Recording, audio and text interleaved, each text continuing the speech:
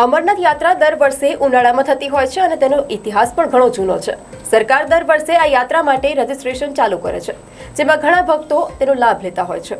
અને તેવામાં સરકારે 14 એપ્રિલથી એટલે કે આજથી અમરનાથ યાત્રા માટે રજીસ્ટ્રેશન શરૂ કર્યું છે. જો તમે અમરનાથ યાત્રા પર જવા માંગતા હોવ તો તેની માટે શું કરવું પડશે અને ક્યાં આવેદન કરી શકાશે તે જાણીએ. આ વર્ષે અમરનાથ યાત્રા 3 જુલાઈથી શરૂ થશે અને 9 ઓગસ્ટ સુધી ચાલુ રહેશે.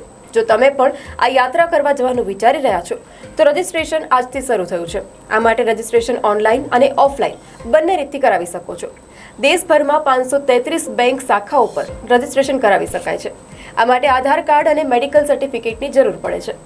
અમરનાથ યાત્રામાં ભાગ લેવા માટે તમારે તેની સત્તાવાર વેબસાઇટ પર જવું પડશે અને આ પછી રજીસ્ટ્રેશન ફોર્મ ભરી શકશો.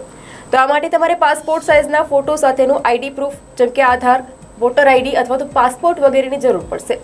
આ ઉપરાંત શ્રાઇન બોર્ડ દ્વારા માન્ય ડોક્ટર પાસેથી મેડિકલ સર્ટિફિકેટ બનાવવું જરૂરી છે.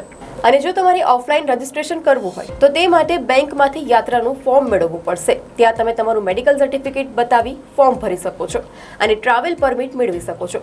મેડિકલ સર્ટિફિકેટ મેળવવા માટે તમને SASB વેબસાઇટ પર અધિકૃત ડોક્ટરો અને હોસ્પિટલોનું લિસ્ટ મળી જશે.